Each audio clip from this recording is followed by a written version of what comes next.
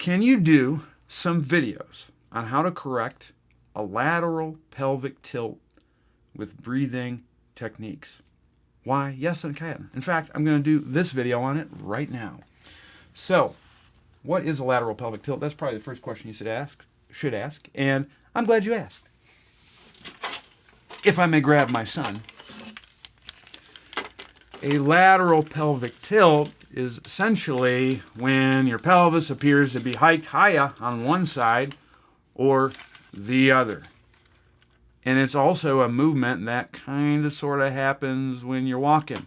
So if we walk and we have initial contact and then we land at mid-stance, there's going to be some changes in the shape of the pelvis that should happen when we are in the mid-stance portion of gait.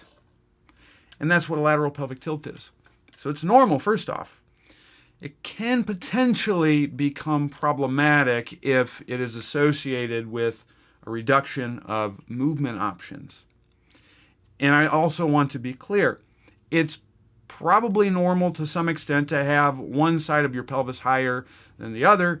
There are some structural changes that can happen within the pelvis, or not even changes, but normalities that occur within the pelvis that may make one side appear higher than the other. For example, it's very common for one innominate, one hemipelvis to be larger than the other. So if you have changes in the size of your hips, that can give the appearance that one is higher than the other. You can have differences in shapes on either side of the pelvis that can give that same appearance. So you're not going to change that. You can't change how you look on the inside. It's not like a thing to get, oh, well, I'm just going to get this side shaved down, so on and so forth. You don't do that. There's probably going to be some normal side-to-side differences, and we just have to reconcile that. That's okay. Just like you're not going to be upset if you're left-handed and you can't do anything right-handed, especially because lefties are better than righties. What you going to do about it? But just because we're not symmetrical with our hands, we also will not be symmetrical within our bodies. So just reconcile that. All that said, if you have this and it's associated with a reduction of movement options and it's limiting your ability to do X, Y, and Z, well, then you might want to spend some time learning from me, because I'm going to tell you what to do about it. The first thing is we have to determine, why does this tilt happen from a movement perspective, and what direction is it going to go as a result of a loss of movement options, because that's what will happen. Here's what I want you to think about, a general concept. Your body is only going to move where there is space available. If you could envision that I got this squeegee bottle that's got a little bit of water, right? And I squeeze one part of the squeegee bottle, there's going to be less room available for there to go water where my hand is, because I'm gripping that side. There's less available space. However, on the side that I'm not squeezing, there's a ton more space available on that side. And so more water can go there. This is how movement of water works.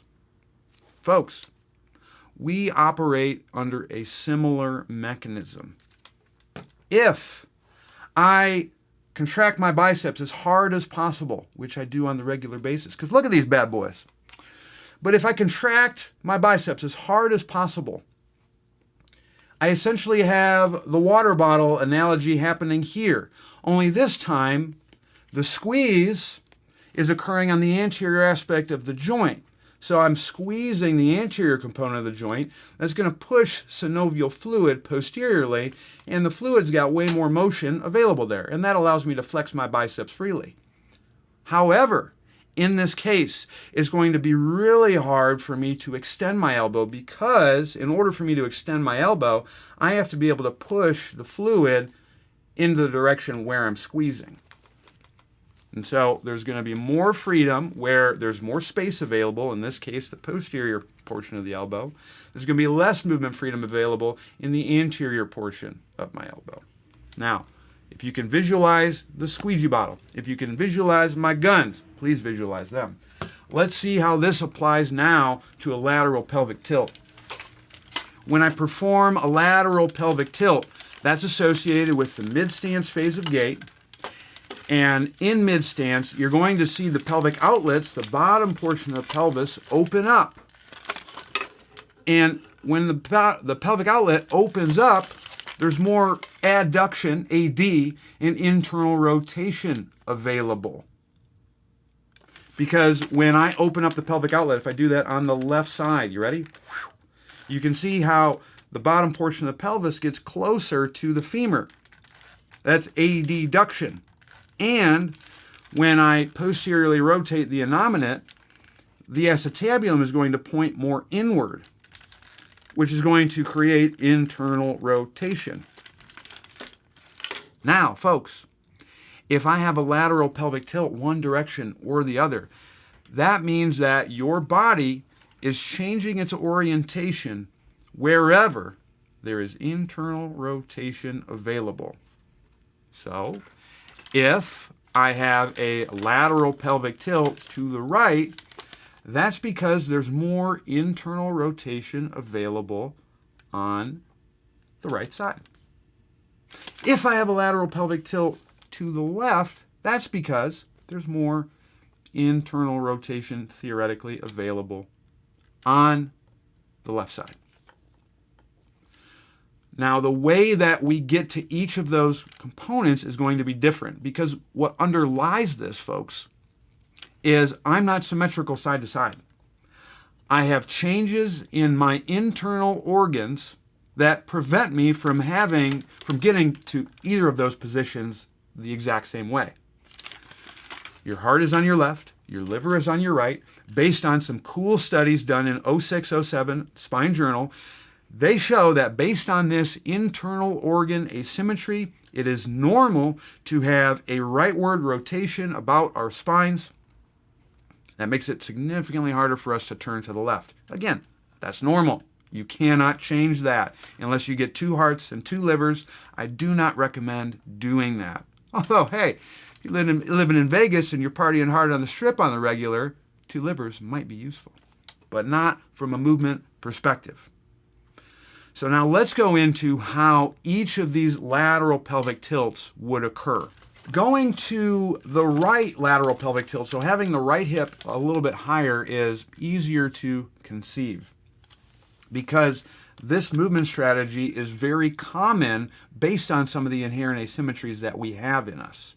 So in order for the right hip to be higher than the left, essentially what you have is some type of lateral shift to the right side, because it is normal, based on some of the asymmetries that we have, to have somewhat of a right turn through the sacrum. And so what will happen in that case is the right posterior outlet back here is going to have more movement available. It's going to be more open on that side, and that's going to allow me to shift my pelvis to the right. It's going to be more of a flat rotation to the right that allows that to happen. And there's some good videos by my dear mentor, Daddy-O Pops Bill Hartman, that go into the differences between how we get some of these rightward turns. I would definitely check him out. I'll link him in the show notes, which will be found on zachcouples.com/lateral-pelvic-tilt. But if the right hip is higher than the right, that is because I have a flatter turn that is turning me towards the right. That's normal. That is very common to happen. How do you know you have this? If you have someone who has a larger straight leg raise on the right in comparison to the left, that is a telltale sign that you're dealing with more of a flat turn towards the right. And in those cases, it's very common to have the right hip appear higher than the left. But I would not use visual inspection to determine that. If you look at the research on palpating landmarks to determine which hip is higher than the other hip, it's horrendously unreliable. I would use let movement be your guide.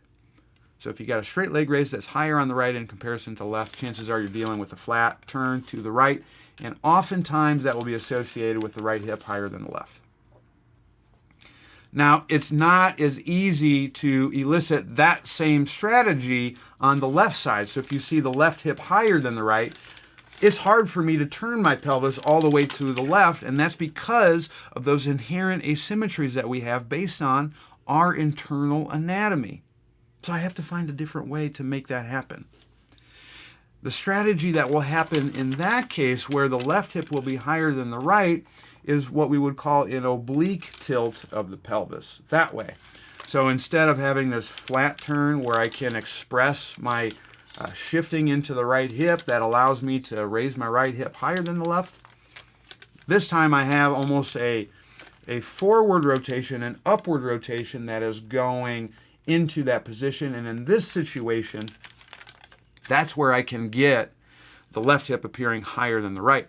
In order for that to happen, and this is the key difference between these two tilts, is based on the internal anatomy differences, it's harder for me to open up that left posterior outlet. Now, folks, it doesn't move that much, let's be clear, but tissues have to be able to become eccentric or become longer on that side in order to make that happen. The easier way to make that happen, because oftentimes I can't do that through the pelvic floor, is to anteriorly tilt the left side and then throw it over at an oblique angle towards the right. And that gives me the appearance of all this stuff on the back left stretched out. How do you know you got this? Well, folks, if the left straight leg raise is a lot more than the right, then you're probably dealing with something that's on a more oblique axis. Again, check out Bill Hartman because he's got some really good videos on this, and he does a really good job at delineating those two things. All right, let's just recap real quick, folks. If you got a right pelvic tilt, don't use visuals to guide you, but chances are the straight leg raise on the right's going to be larger. If you got a left lateral tilt, it is going to be associated with the left straight leg raise being larger, and you're going to get each of those in different ways because of the internal organ asymmetry. It's easier to get a right pelvic lateral pelvic tilt because that outlet is generally easier to open up. On the left, it's a little bit harder, so what you got to do is change the orientation of the pelvis to make it happen. Now, with each of these, what the heck do we do about it? Because, okay, I got all these crazy wild asymmetries. What's popping? What you going to do about it to get it mo better? Let's go into that next. Overarching both of these, a general rule of thumb is both of these lateral pelvic tilts will occur to make up for a deficit in internal rotation somewhere, because the lateral tilting that we normally should see happens in mid-stance of gait. Mid-stance of gait is associated with putting force into the ground and internal rotation. So you have to get IR back somehow. If my body can't do that by having relative motions happening within the pelvis, namely you can pick up all of the space available at each of the respective joints, you might change the positioning of your body to make that happen. An anterior tilt and not being able to posterior tilt is a way of picking up more internal rotation or changing the orientation of your body so you get more of it. If you have a harder time visualizing that, let me do the same thing with my thorax, folks. Let's suppose that I only have that amount of internal rotation, which is about 10 degrees, which I had my intern at Elevate Sports Performance and Healthcare measure me the other day, and that's actually about what I have. It was pretty disappointing. It's like, man, I do all this work, and this is what I got? Yeah, I got big problems, though, folks. So I got 10 degrees of IR. Watch me do a magic trick. I'm going to pick up some extra IR without really doing any exercises. Are you ready? Watch. Boom. Dang, did you see that? I just got about 40 degrees of internal rotation. But what did I do? I slouched my body forward in order to make that happen. And I didn't get the internal rotation at the glenohumeral joint. All I did was change the orientation of my thorax by moving it more anterior, and that allowed me to get the appearance of having way more internal rotation than I actually have.